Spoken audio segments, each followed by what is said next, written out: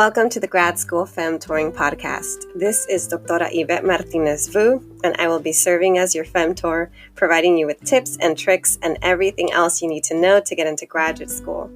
For the past 10 years, I've been helping undergraduate students get into top graduate programs in their field, and I'm really excited to share this information with you too.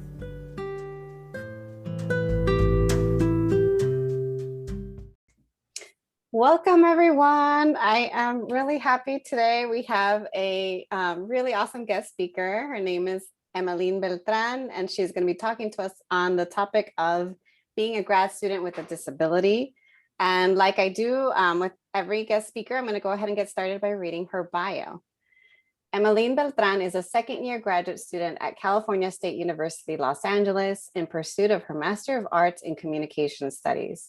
Her primary research interests are in intercultural and organizational communication patterns in health and higher education, and she aspires to work in communication, research, or programming roles in those fields.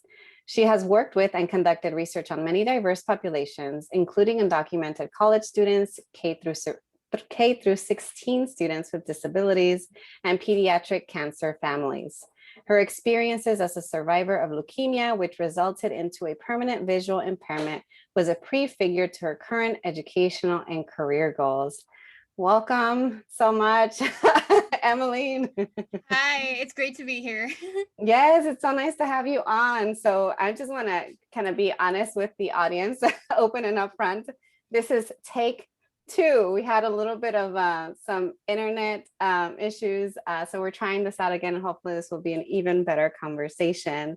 And so I want you to get us started by telling us a little bit more about yourself, your background, your life trajectory, essentially everything that led you to this point of pursuing your master's program. I just read your bio and I'm like, there's so much there. If you could let us know a little bit more. Yeah, of course. So to expand on where you left off, I did have leukemia. I had leukemia when I was 4, and I've been in remission since I was 7, and I'm pretty healthy right now. But something that did come out of chemotherapy was my vision impairment. So I was actually nearsighted before I had cancer, and I've been wearing glasses since I was 2. But after chemotherapy, I developed a condition called nystagmus, and nystagmus is when your pupils shake vigorously. So for me, it seems still, but outside looking in, people tell me all the time that my pupils will not stop shaking. So nystagmus, on top of being nearsighted and having astigmatism, resulted into low vision. And low vision is when I have my vision is compromised and I can't have it fixed, even if I wear glasses or contacts. So I've had accommodations in the classroom since I was in 1st grade, and having cancer at such an early age, I was always put in a position where I always had to explain myself, whether it was with teachers or classmates. I had to explain why I was always absent or why I needed to sit in the front of the classroom. And at the time when I was younger, it was very difficult because I was 6 years old, and then I had to break down cancer and visual disabilities to 6-year-olds also. So my public speaking skills at the time, they were put to the test for sure because of this experience. It did get better as I grew up, but something I also noticed as I grew up was that there are a lot of flyers and videos, and I would have to speak up for myself and say, like, I can't see this flyer, this font is too small, or the colors don't contrast well. So all those experiences where I had to keep advocating for myself, I realized that I was going to do this for pretty much the rest of my life. So when I was applying for colleges, I instantly fell in love with the communications major because their intention is to design intentional messages no matter what the audience. So because I had to pick that skill up at such an early age, that's what inspired me to pursue communications both in undergrad and grad school. It's so interesting to hear you talk about this once more, because I feel like I can understand it a little bit better. Basically, like what led you to the communications major after having to advocate for yourself over and over and over again. And you can continue to having to do so as well now that you're in grad school. I was hoping you could tell us a little bit more before you talk about navigating grad school with a disability, maybe some of the differences in advocating for yourself in K through 12 versus now that you're in college, because I am familiar with how you had an IEP before, so an individual education plan, and maybe some of your teachers might have had, maybe I'm making assumptions, maybe they might have had more training with how to accommodate you, whereas with college professors it's unclear what you're going to get, and sometimes they may have not had this experience before. Yeah, of course. So when I was in first grade, I actually didn't know that I had this vision impairment, but my first grade teacher, she thankfully picked up how I was squinting, and even if I was in the front of the classroom, I couldn't even see the whiteboard. I was leaning too closely into my textbook, so she referred me to a vision specialist. And then once the vision specialist, my teacher, and my parents touched base, and at the time, I was still diagnosed with cancer. So my mom touched base with my care team, and it was revealed that I had developed nystagmus. And then I was classified as someone with low vision. So because I was so young, even I was unaware. And having an IEP, it involves a lot of people. Like my parents were involved, different teachers, because in middle and high school, that's when you start to have multiple teachers. But a vision specialist, and depending on anyone's disability, it could also include like a speech therapist, just anyone who sees fit to provide accommodations for the student. So when I was younger, I would say that my parents and my teachers, they kind of spoke up more for me based on what they observed. But as I got older, they did have to ask me more questions like, is this okay? Is this too big? Are you comfortable sitting in this part of the classroom? And I noticed as I got older, I had to speak up more and really communicate what I needed. So I would say that was a big difference. But going into college and even grad school, there are no IEPs. So that's when the independence and the advocacy really relies on yourself. So that's a perfect segue then for us to have you talk a little bit more about how you have been navigating graduate school with a disability. Since like you said, there are no IEPs, your parents are no longer directly involved because of HIPAA reasons and because you're an adult. So yeah, tell us a little bit more about what it's been like, especially in light of the pandemic and all the recent instructional changes we've been through as well. Yeah, so I did start my master's program in fall 2020, and that was when the pandemic basically started. So when I was confirming my admission to Cal State LA, the first thing I did was immediately enroll in disability services. That way, when classes started, I could notify my professors immediately, like, I need accommodations, I need this in the classroom. And just having all of that done online, it was pretty challenging because one, with my vision disability, I can't be on the screen for too long because it does like strain my eyes. I know it strains like a lot everyone's eyes, to be honest. But so just going on the website, doing all the registration online, and not being able to meet the counselors and staff was pretty challenging, because I feel like when I was able to go into the offices, I was able to develop that connection. But it just ended up being like multiple like back-to-back Zoom meetings.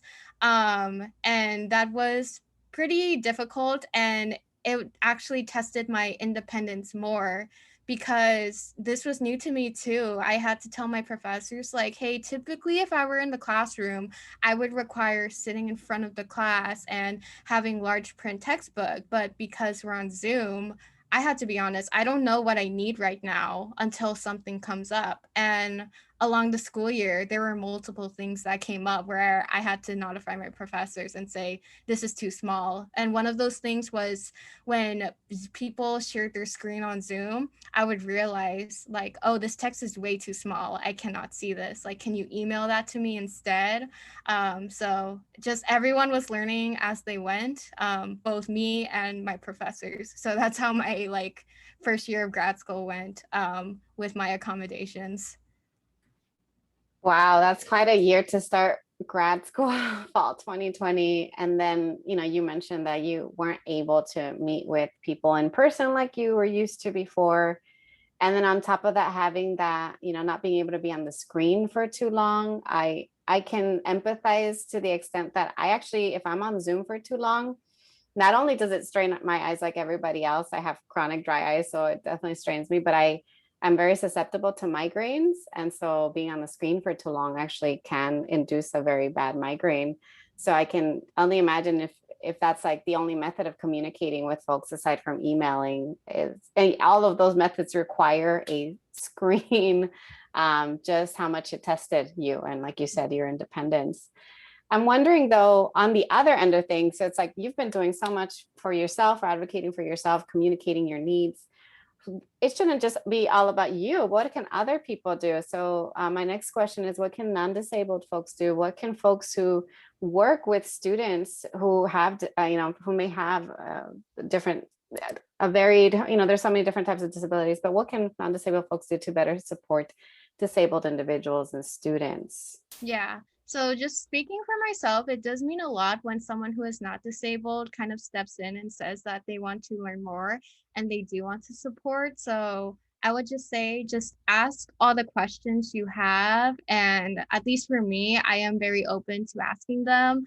I grew up with like, like elementary students, they would make all these assumptions. So I would appreciate more like questions like, can you tell me more about what you need? How can I support you? I really appreciate when people do that. And even though it might seem uncomfortable, I completely understand, but I promise you that after just this first conversation you have with someone with a disability, every other conversation you have will become easier. I love that. I love that. Just being open to asking questions. Like you said, it can be uncomfortable, and a lot of people try to avoid discomfort, which is why they avoid asking questions, or sometimes they avoid individuals if they know that they have a disability. But even asking that question, how can I support you? I'll say from my experience as well, has been really helpful to have someone not assume, but just ask and then offer support. Now, what advice would you give to other individuals navigating a disability in grad school? I mean, there's so many different types of disabilities. Even like on my end, like I have a chronic illness, and for me, I get sick in the mornings a lot. Most of the time, I'm not feeling great in the mornings. And so like one of my accommodations that I have is that I don't have meetings or anything like that in the early mornings because I'm just not fully functional. And so I'm wondering, like, yeah, what advice would you give to other individuals who may be struggling, or maybe, struggling to advocate for themselves or navigating a disability?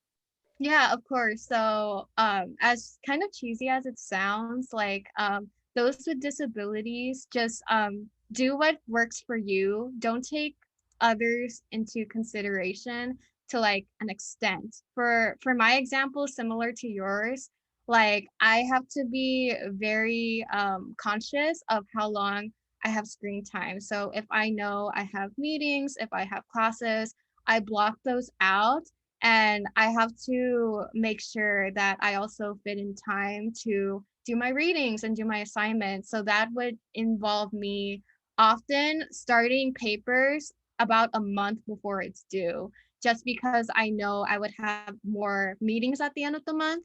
And there are people out there who would tell me like, oh, you're such an overachiever. Like it's not due in a month. Like I'm just gonna pull an all-nighter. And that doesn't work for me. I'm Like laughing because I can relate to that too. yeah, right. And Because then people are like, oh, you're so organized. You do everything in advance. I'm like, because if I did an all-nighter, I would have flare-ups and be sick for days, you know? Literally me. I was all like, if I do an all-nighter, it's not gonna look pretty the next day, and my eye doctor's not gonna be really happy about that.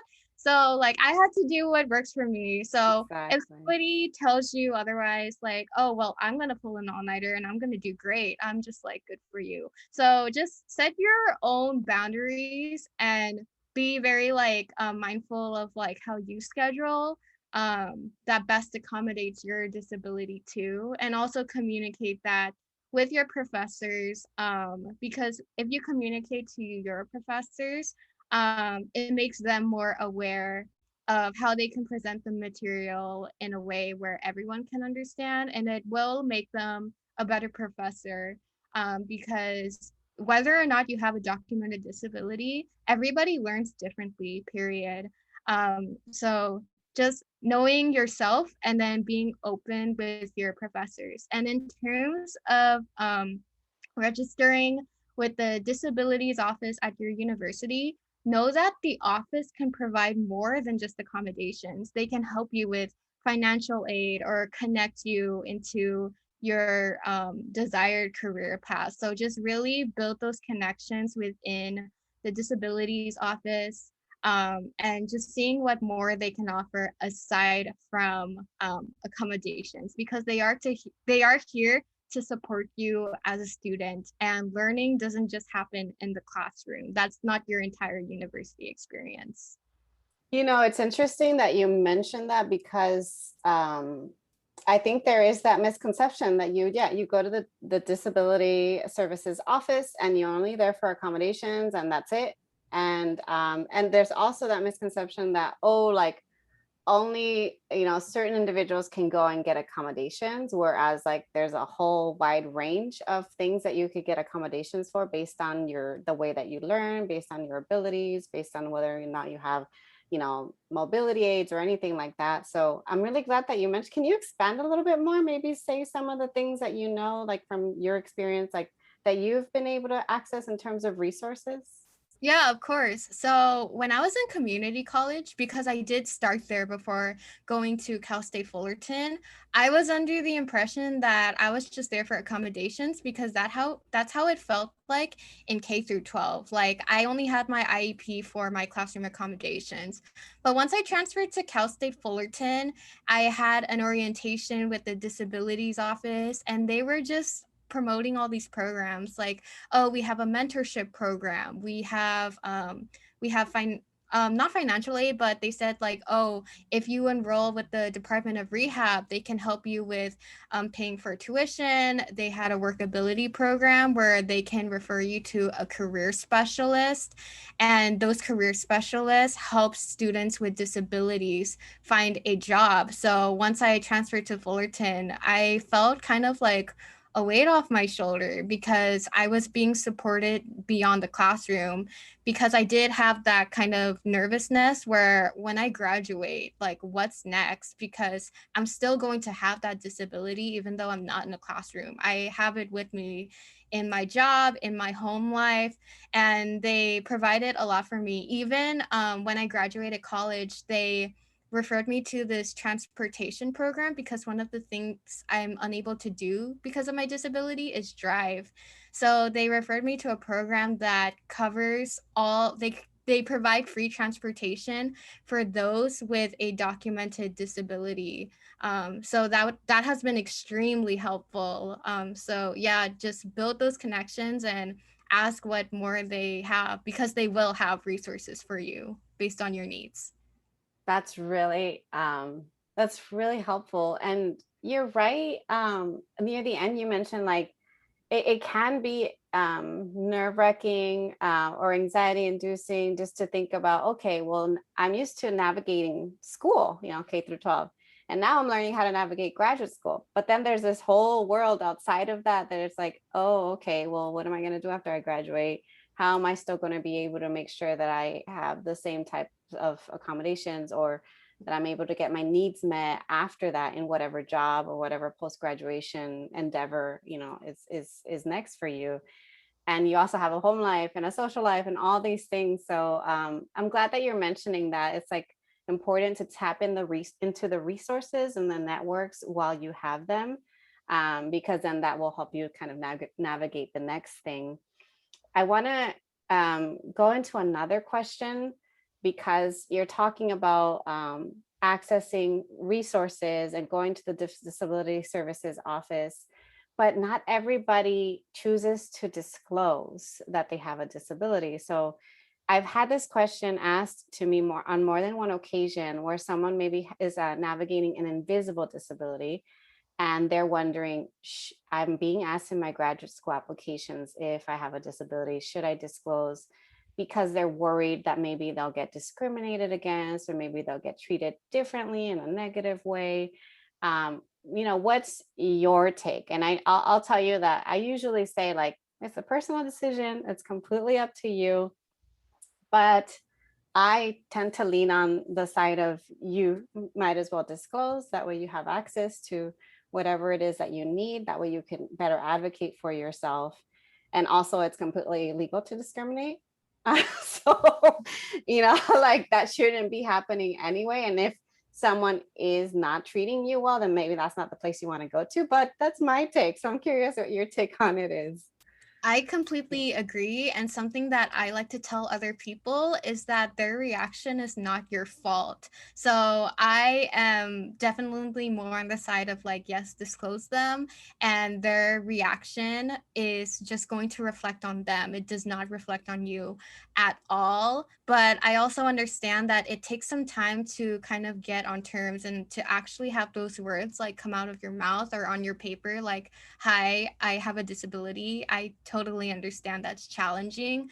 So I would say that if you're kind of in the process where you want to, but you're very hesitant, I think just establishing your support system and helping you get ready for that. So if you're like, if let's say you're an undergrad right now and you are in this position, I would say you can reach out to the ones who are writing your letters of rec, or even your primary physician, and saying, like, hey, I'm applying to grad school. I'm in a position where I have to disclose my disability and I need your support in my application.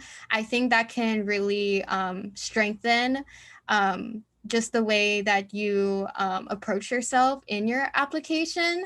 And also, it will kind of inform the admissions committee in the program that you're applying for. Like, this person needs our support, and this disability is not a reflection of their accomplishments through GPA and such. So I do encourage you to get on your own terms at first and know that you're not alone. So find your support system. But once you do kind of overcome that process of disclosing your disability, it's off your hands at that point. And how they react is more a reflection of them and not you. This is bringing me back to this conversation earlier about starting grad school, navigating grad school during a pandemic, and also kind of disclosing and sharing about this early on to your professors, like especially at the beginning before you even need something to come up or you need to request kind of support. So you mentioned this, well, one, their reaction is not your fault. Definitely, like, don't take it personal at all, but also this question of documentation versus whether or not you need it, because I think it's useful to mention it at the beginning of the semester or the quarter and see what your professor's policy is on it, because some professors are going to say, I need documentation, I need proof, you need to register with this office. And others might say, I don't need you to just let me know what you need and I will accommodate you. And so I think that's helpful to know, is like, one, who are you working with, and like what's their own internal policy on it. And then two, don't be afraid, like you said, I want to echo what you said, to build your support system and to have, whether it could be a medical doctor, it could be a specialist, it could even be a therapist. I mean, I've seen, and even in my own personal experience, I've had a wide range of different medical professionals who have written letters to advocate to to prove, because sometimes people don't believe you if you tell them that you have a disability, especially if it's an invisible disability, to like prove that you have these needs. It's unfortunate that you have to, in some occasions, prove that and have documentation, but it is helpful to have it when you need it. So yeah, I guess we're getting close to wrapping up, and I wanted to ask you if there's anything else that you wanted to share on the topic or that has come up for you in having this conversation. I think I just want to reiterate what you had mentioned earlier about having an invisible disability. I have to admit that I would consider my visual impairment invisible, because if someone meets me, they don't see in face value that I have a disability. I mean, until they look close enough into my pupils, but that's very rare. But I, I'm I laughing because I'm like, if I were to meet you in person, I don't think I would look at scared. anybody that closely. Yeah, I'm just, when people tell me that, I'm just like, Yeah. why are you looking at my pupils? But all right, I guess Yeah. a little close, but I know. yeah.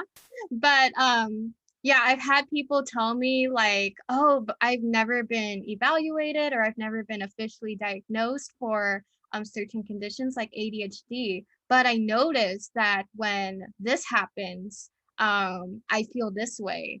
And I understand that also access to healthcare can be a barrier. So just kind of having those open conversations with like professors and just expressing more of what you need. They are going to kind of rely on you and ask you like, how can I support you? Because I remember the difference between K through 12 and like college and grad school is that in K through 12, teachers are more like observant, and they would kind of catch themselves and be like, oh, is this too small? Or, oh, like, is this good if you sit here? But professors tend to leave you at like, okay, what do you need from me? And then that's on you to be kind of more like detailed and disclose of what you need. So as I mentioned, and I'm not even just quoting myself, I'm quoting my professor, that everyone learns differently, period, whether or not you have a disability. So if you just have that conversation with your professor, it will help them improve their classes and improve the way they teach, and realize that there is more than one way to teach and disseminate anything on their curriculum, because information should be accessible. It is not the professor's role to be a gatekeeper of materials. And I understand that not all professors are this open, but that's why you just have to keep speaking up for yourself and having a stable support system to help you with that too. Yeah, it's hard. I mean, it's hard to do this work because, like you said, first of all, you have to have access to healthcare or to the resources, which is why, I mean, I think a lot we're speaking to students, and a lot of times once you're in college, you're required to have healthcare. So you do have access to certain resources, but then it takes time to schedule the appointments, to meet with a specialist, to get the documentation, to get registered. And then sometimes, like you said, students don't even know what it is that they are struggling with. They just know that something's there, but they don't know what it is. They can't really identify it or name it. And I've witnessed students wait until it gets really bad and they're really struggling with their education and their classes to then finally go and make the appointments and get assessed. And then by the time they get the documentation, it's the end of the term. And so I feel like the earlier folks can do it and can start to advocate for themselves if they're just starting grad school, or if they're, freshman, sophomore year in undergrad, like it just, the earlier on you do it, it doesn't hurt. I feel like it doesn't hurt to get assessed, and it doesn't hurt to, meet with your doctors and make sure everything, is okay. But yeah, I appreciate what you said about that there are these barriers and these hurdles, but definitely like don't feel discouraged, especially while you're still a student. You still have access to those resources. Well, I think to wrap things up, unless there's anything else that came up for you, I wanted to ask, how can other individuals contact you if they felt that they listened to this podcast and they resonated with what you said, or they found the information really helpful and they want to reach out to you? Thank you. Yeah, what's the best way to reach you? No problem. You can reach out to me on either Instagram or Twitter. They're the same handle, and that's EMBEEEZE MBs. So you can reach out to me there. Awesome. Well, I appreciate you so much. Thank you. I'm I so glad that appreciate you're you. willing to do this once more and to have this really important conversation. When you reached out to me, I was so excited. I'm not gonna lie, because it's one thing for me to talk about it. It's another thing for someone else. I always find that having guest speakers helps with reiterating and also uncovering kind of new levels of whatever topic and conversations that we're having. So it means a lot to me. I appreciate you and your time and hope that we can be in touch, Emily. No problem. Yes, this is definitely not our last conversation. I definitely look forward to just connecting with you more. And to anyone listening, thank you so much.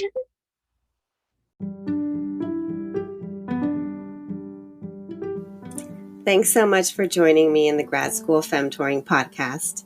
If you liked what you heard, please rate this podcast on iTunes, Spotify, or anywhere you tune in. You can also support the podcast by donating to my Patreon page, Anchor page, or Venmo account, which is at Grad School Femtoring. If you have questions or episode topics, you can contact me by sending me a DM on Instagram, sending me an email to gradschoolfemtoring@gmail.com, sending me a voice message on Anchor, or sending me a message via my personal website at YvetteMartinezvu.com. Until next time.